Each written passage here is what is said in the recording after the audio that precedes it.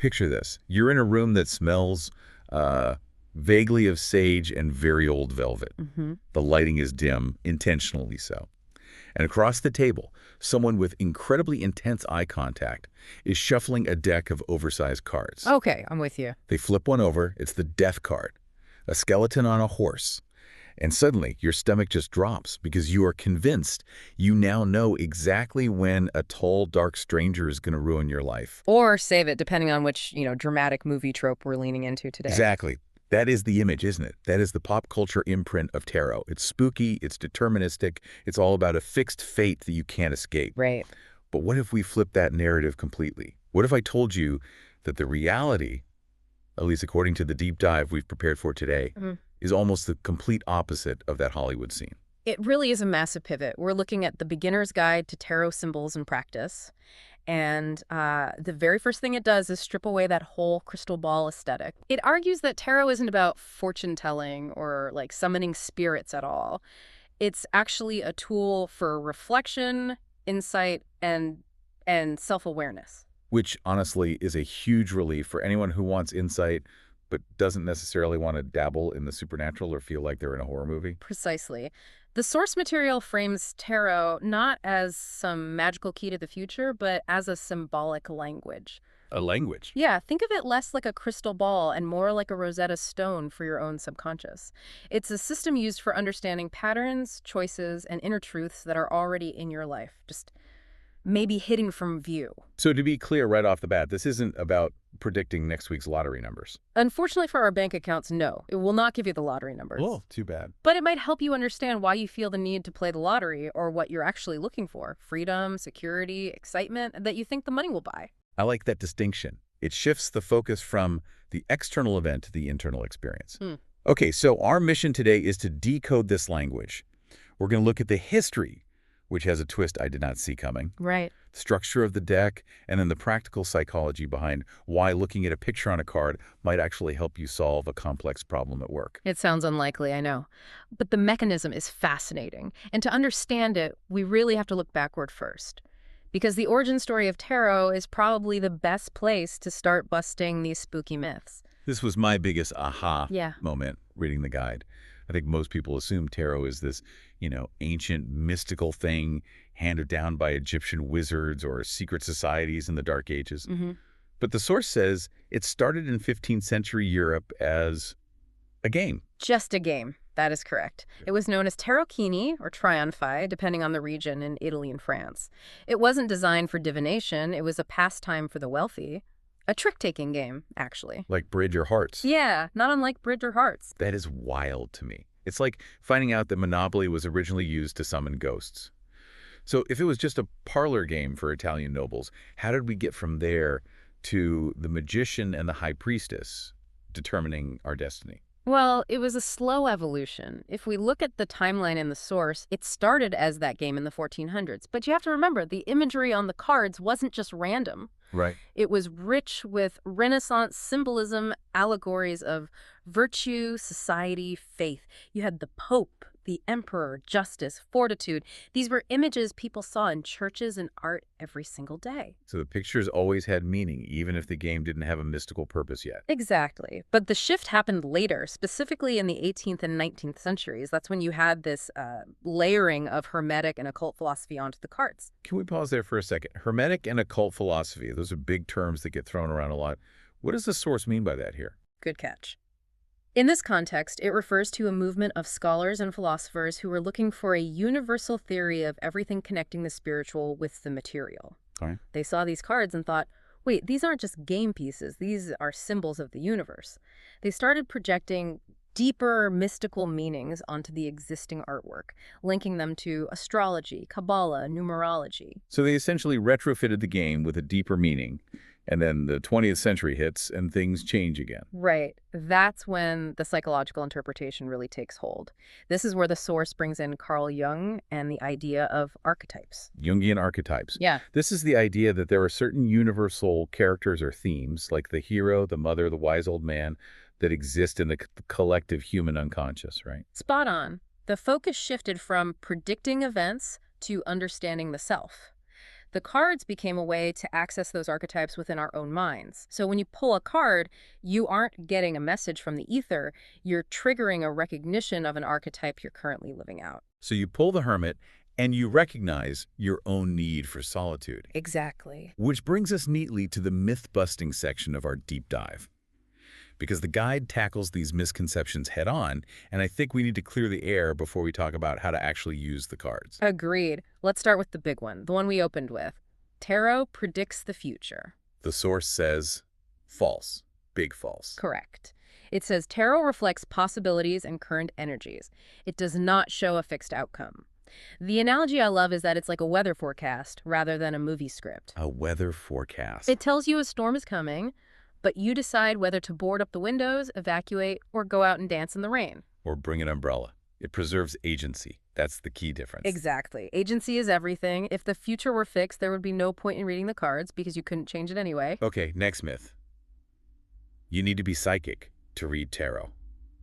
I feel like this is the barrier to entry for so many people. They think they need the gift or something. And the text explicitly states that anyone can learn it. It works on intuition and observation, which are skills, not magic powers. It's about learning the language of the symbols. Right.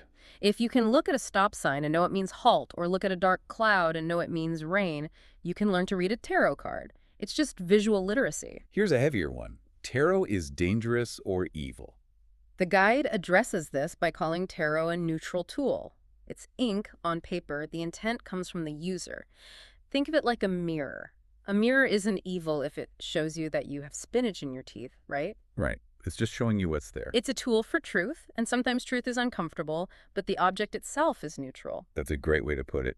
And the last big myth, you can't read for yourself. I've definitely heard this one, that it's bad luck or something. Total myth. The source actually encourages self-readings. It says they are incredibly valuable for self-reflection. If the goal is introspection, you are actually the best person to read for yourself because you know your own context better than anyone. You know what you're hiding from. Exactly. So now that we know we don't need to be psychic wizards and we aren't summoning anything scary, let's get into the nuts and bolts. What are we actually looking at when we open a box of tarot cards? We are looking at a system, a very organized structure of 78 cards. It's not just a random assortment of pictures. Right, 78 cards. And they are split into two main camps, the Major Arcana and the Minor Arcana. Let's talk about the Major Arcana first. There are 22 of these. These are the heavy hitters. The source defines the Major Arcana as the big picture cards. They represent significant life themes, spiritual lessons, major transitions. The macro, not the micro. Exactly. These aren't about what you're having for lunch or a petty argument with a coworker. They're about who you are becoming as a person. There's a narrative flow to them, isn't there? It's often called the Fool's Journey. Yes. It starts with card 0, the Fool. And this is a great example to discuss because the Fool sounds, well, insulting if you don't know the context. Right. Nobody wants to be called a fool. It sounds like you're being naive or stupid. But in tarot, the Fool represents the beginning. It's the blank slate. It's a leap of faith. The imagery is usually someone stepping off a cliff, looking up at the sky. Not in a suicidal way. No, not at all, but with total trust that the universe will catch them. It represents pure potential and the courage to start something new before you feel ready. I love that reframing. It's the entrepreneur starting the business or the artist staring at the blank canvas. It's that scary, exciting first step. Exactly. Then you move to card 1, the Magician. And this isn't a rabbit out of a hat magician. No, this is the archetype of manifestation. The Magician stands with one arm pointing up and one down, as above, so below. On the table in front of him, he has all the tools of the suits.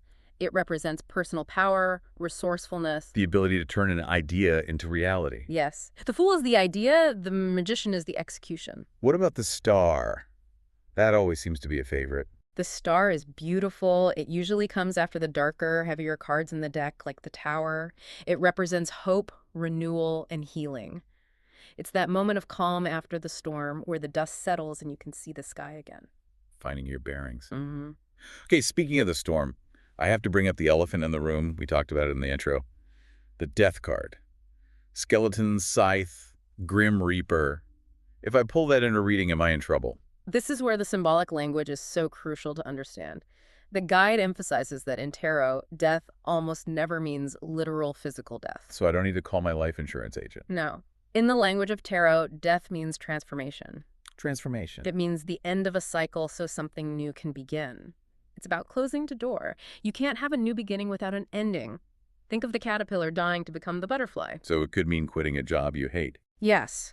Or a relationship ending, or even just shedding an old belief system that holds you back. It's metaphorical death. It's actually a very liberating card, though the imagery is stark. It says, let go of what is dead so you can live. Phew. Okay, that's the major arcana, the big life lessons. Then we have the minor arcana, which is the bulk of the deck 56 cards. Right. If the major arcana is the big picture, the minor arcana represents the everyday. These are your practical matters, daily experiences, passing emotions. The stuff that makes up the grind of daily life. You got it. And these are organized into 4 suits, kind of like a regular playing card deck. You've got wands, cups, swords, and pentacles.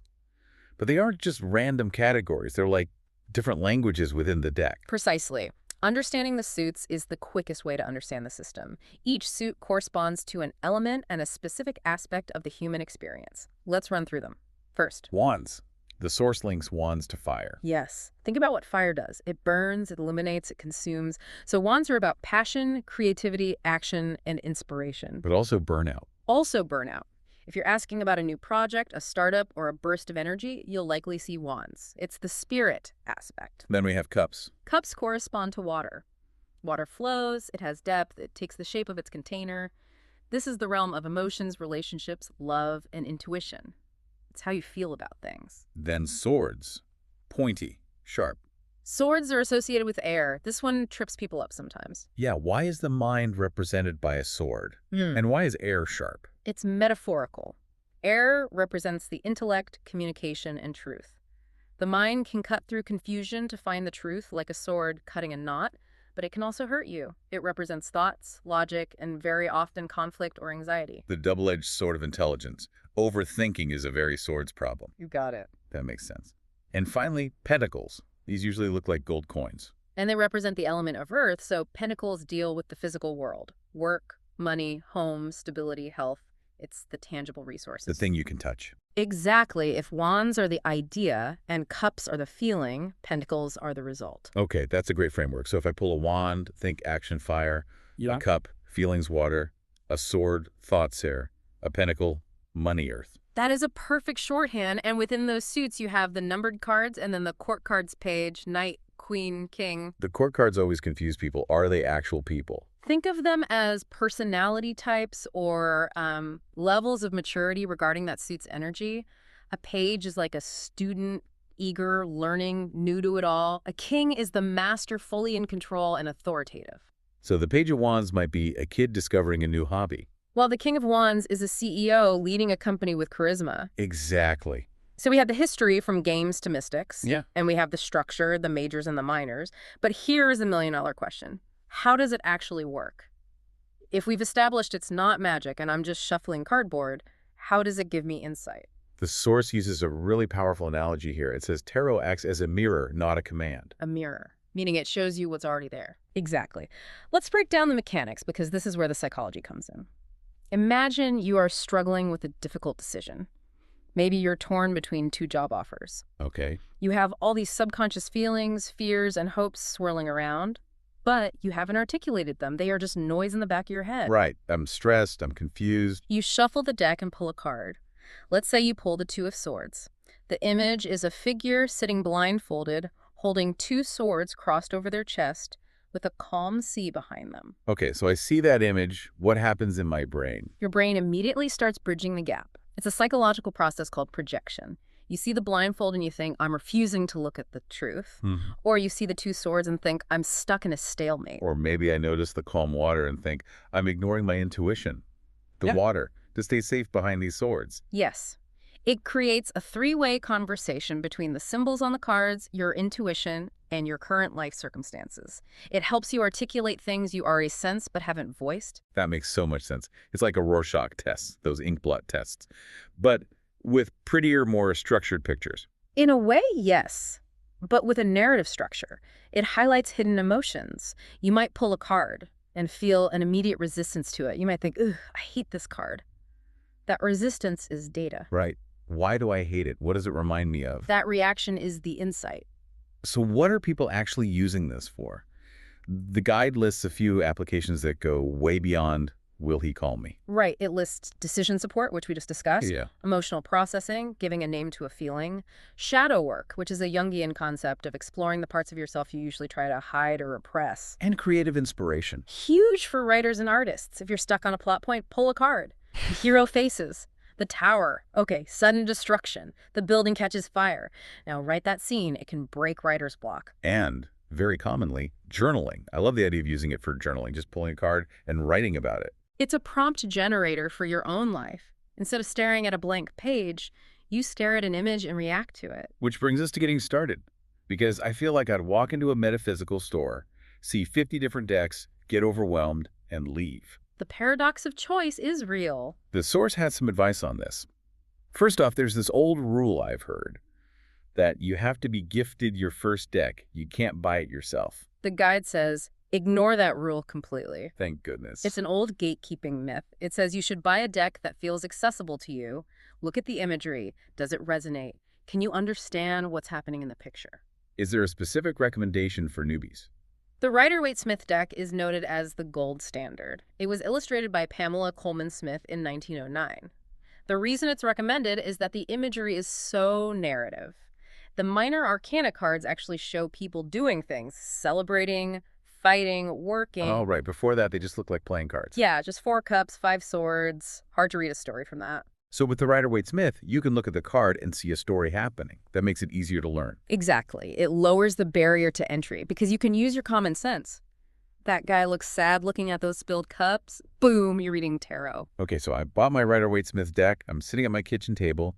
Do I need to do the Celtic cross spread? That one looks like a geometry final exam. Please don't start with the Celtic cross. It's too much information. The advice is to keep it simple. Start with 1 card daily pulls. Just 1 card? Just 1. Ask a simple question like, what should I reflect on today? Or what energy do I need to bring to this meeting? Pull 1 card, look at it, and journal your impressions. And the guide mentions learning through observation, not memorization. What does that mean practically? It means don't just memorize the little white book that comes with deck. Look at the picture. What stands out to you right now? Is the figure standing or sitting? Is it day or night? Is the water calm or choppy? Because if I notice the choppy water, that might mean I'm feeling turbulent. But if you notice the clear sky, you might interpret it differently. Exactly. Your observation is more valid for your reading than a generic keyword list. The book gives you the base meaning, but your eyes give you the nuance. That's empowering. But speaking of power, let's talk about the rules of the road, ethics. Because even if it's just a tool, you can use a hammer to build a house or break a window. That is a great analogy. The source outlines clear ethical boundaries to keep this practice healthy. First and foremost, avoid fear-based readings. If a reading is making you terrified, stop. Tarot is meant to help, not scare you. And what about reading for other people? This is crucial. Respect free will. The cards don't control you, and they don't control others, and never use tarot to spy on others. Spying, you mean like, what is my ex thinking right now, or does my boss hate me? Exactly. That is considered a misuse of the tool. First of all, you are invading someone's energetic privacy. But more practically, it's usually just projecting your own anxieties. You aren't seeing what they think, you're seeing what you fear they think. It creates a feedback loop of anxiety. Right. The goal is empowerment, not dependency. You shouldn't need to consult the cards to decide what to eat for breakfast. That's giving your power away to a piece of cardboard. It supports your agency, it doesn't replace it. Correct. If the cards say struggle and you just give up because the cards said so, you've missed the point. The point is to ask, okay, struggle is coming. How do I prepare? What resources do I have? So if we look at this whole deep dive, from the 15th century games to the psychological mirror, what does this all mean for us? I think the summary is that tarot is a language, not a belief system. You don't have to believe in magic to use it. You just have to be willing to look at yourself. It's a tool for connecting with yourself in a noisy world. Yes. And the core philosophy of the source material is this. Tarot isn't about having all the answers. It's about asking better questions. It offers clarity, not certainty. That's it. Instead of what will happen, asking how can I handle what happens? Precisely. It shifts you from a passive victim of fate to an active participant in your life. Well, this has been a fascinating look into a world I think many of us misunderstood. It's certainly changed how I'll look at those cards if I ever see them in a movie again. It really reframes the whole practice. And I Yeah. want to leave the listener with a final thought, something derived from the text that really stuck with me. Go for it. If we accept the premise that the cards don't hold the power, if we accept that you hold the power and the cards are just paper and ink, then it raises a provocative question. What other answers are you looking for outside of yourself, in books or gurus or algorithms that might already be waiting inside you, just needing a mirror to be seen? Something to chew on. Thanks for listening to this deep dive. We'll see you